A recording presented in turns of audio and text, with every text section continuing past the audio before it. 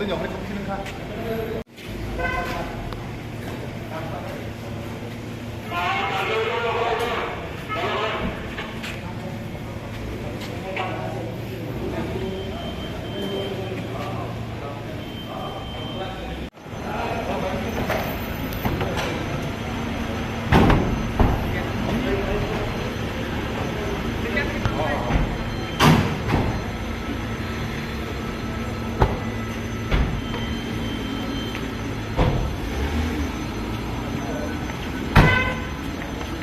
इसलिए आया महाराज सर।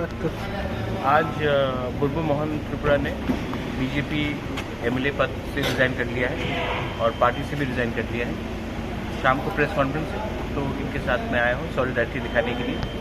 इन्होंने बोला है कि इनको और नेशनल पार्टी में पॉलिटिक्स नहीं करना है, इनको पैसा का कॉज में इनको शामिल होना है। तो मैं इनके संग आया हूँ सॉलिडारिटी दिखाने के लिए।